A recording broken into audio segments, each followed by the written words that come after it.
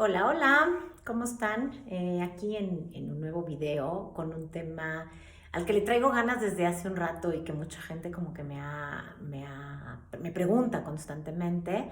Y es el relacionado a cómo llevamos el modelo de salud en todas las tallas y de alimentación intuitiva cuando hay alguna patología asociada o algún análisis clínico fuera de rango.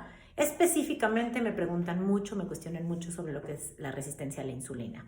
Entonces, bueno, voy a hablar un poquito de primero qué es la resistencia a la insulina para de ahí poder partir a un poquito cuál es el abordaje que damos desde esta filosofía o desde esta corriente.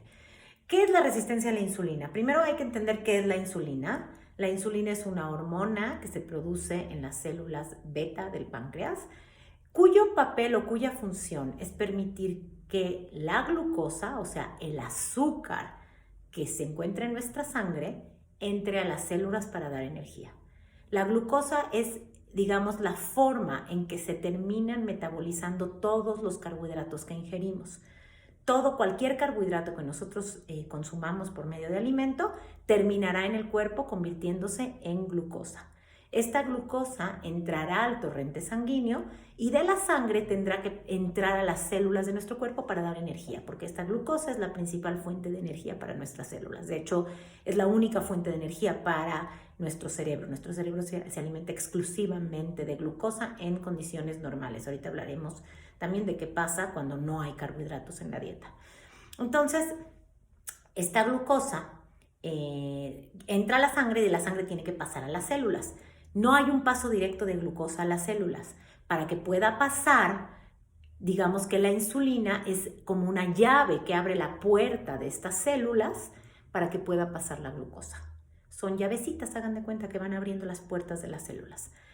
Cuando nosotros comemos cualquier alimento con carbohidrato y no tenemos ningún problema ni de resistencia a la insulina, ni de diabetes, ni de intolerancia a la glucosa, en el momento en que llega una carga de glucosa a la sangre, el cuerpo detecta este nivel de glucosa elevado y manda del páncreas la cantidad suficiente de insulina para permitir que esa glucosa entre a las células. Es decir, el páncreas manda suficientes llaves para abrir las puertas de esas células y que la glucosa entre y pueda cumplir su función de proporcionar energía a esas células.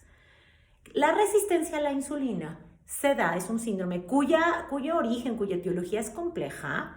No tiene componentes genéticos, hay poblaciones que son más vulnerables, con la edad también tenemos más propensión a desarrollarla. Pero cuando se da la resistencia a la insulina, ¿qué es lo que pasa? Que digamos que los receptores de la insulina en la célula, hagan de cuenta que las chapas de la puerta no funcionan muy bien. Ya la llave no embona muy bien. Vamos a suponer que la chapa está como barrida, decimos aquí en México, no sé, en todos lados se diga barrida, y no se abre bien la llave, la puerta. Entonces, esa glucosa no puede entrar tan fácilmente a las células. Y ante eso, ¿qué hace el páncreas? Manda más llaves, manda más insulina y hay de pronto una hiperinsulinemia, un aumento de insulina en la sangre. Y esas llaves extras permiten que al final se abran las puertas, todas las puertas de las células y la glucosa entre a las células. Y por eso, cuando hay resistencia a la insulina, los niveles de glucosa permanecen normales, no se elevan porque esta hiperinsulinemia, este aumento en la producción de insulina, hace que de alguna manera los niveles de glucosa siempre estén dentro del rango normal. ¿Ok? Cuando hay resistencia a la insulina, bueno, realmente los doctores empiezan a preocuparse porque piensan que esto puede eventualmente evolucionar hacia una diabetes, cosa que es verdad, podría llegar a evolucionar en un futuro, podría a diabetes. Quiero decir aquí que la evidencia señala que las personas que ya tienen no nada más resistencia a la insulina, sino prediabetes, lo que se llama una glucosa entre 100 y 126, que todavía no es diabetes, una glucosa en ayuno de 100 a 126, solamente más o menos entre un 70 y 80% de estas personas jamás llegan a desarrollar diabetes ni siquiera. Un 20 a 30% sí, pero la gran mayoría ni siquiera llega a diabetes. Con resistencia a la insulina no tengo el dato, pero es mucho menor todavía. Hay gente que vive con resistencia a la insulina toda su vida y no desarrolla diabetes. Ahora, esto no quiere decir que no tengamos que atender esa resistencia, es algo que está fallando en el cuerpo. ¿Y cómo se atiende esta resistencia a la insulina? Hay varias formas de mejorar la resistencia a la insulina. Una de ellas es por medio de medicamentos que mejoran esta resistencia a la insulina. La más utilizada es la metformina.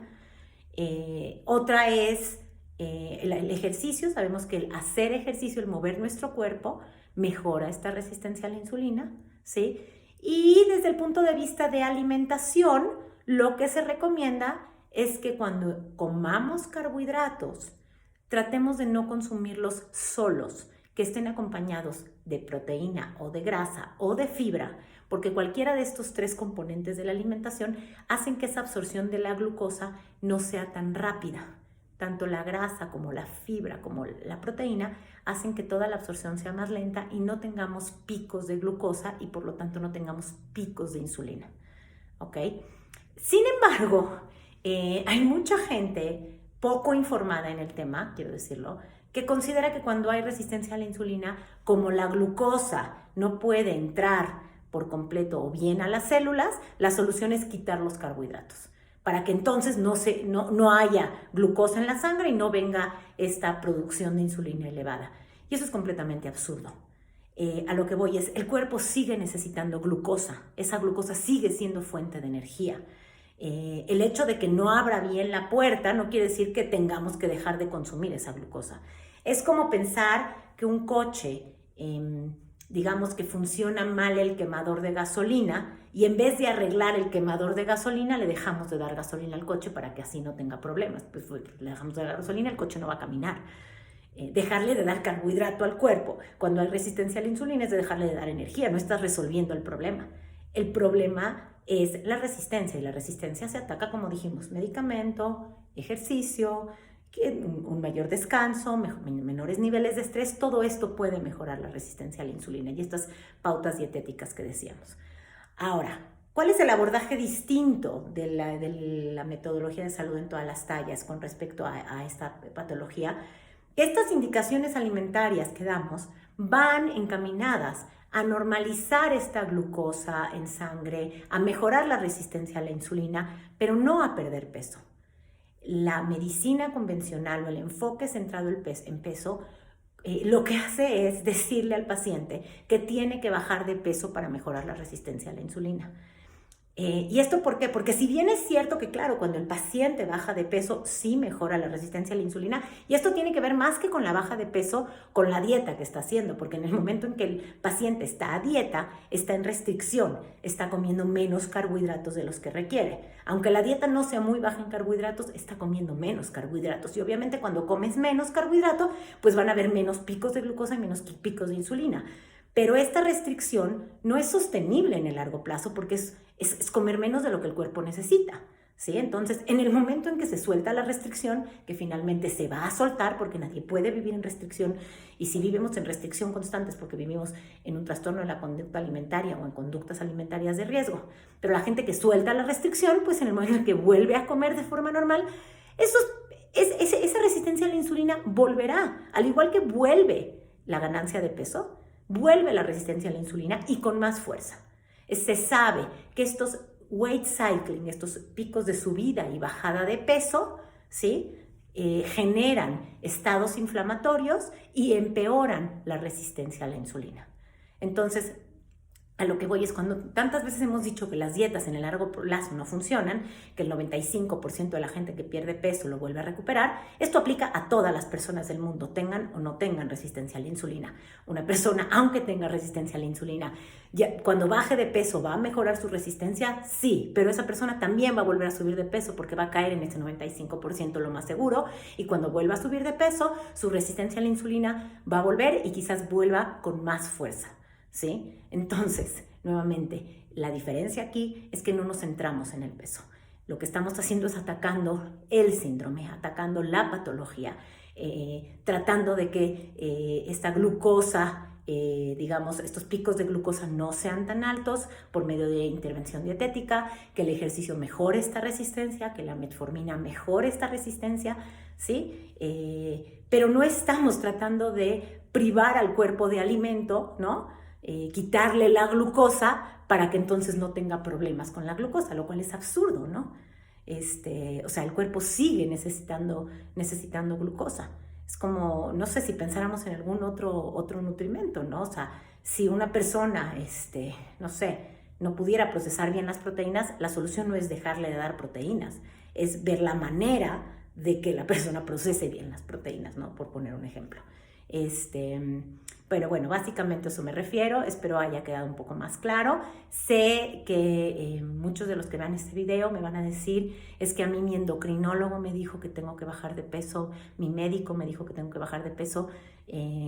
Seguro se los van a decir porque la mayoría de los médicos siguen centrados en el pesocentrismo, pero como dije en el post de ayer, aunque el médico diga que tienes que bajar de peso, finalmente eso no anula el hecho de que las dietas no funcionan en el largo plazo, de que si tú empiezas una dieta para perder peso, lo vas a perder de forma temporal en el 95% de los casos y vas a tener chance no nada más de ganar el peso perdido, sino de ganar más y con eso empeorar tu condición. Bueno, espero que haya quedado un poco más claro y un abrazo. Bye.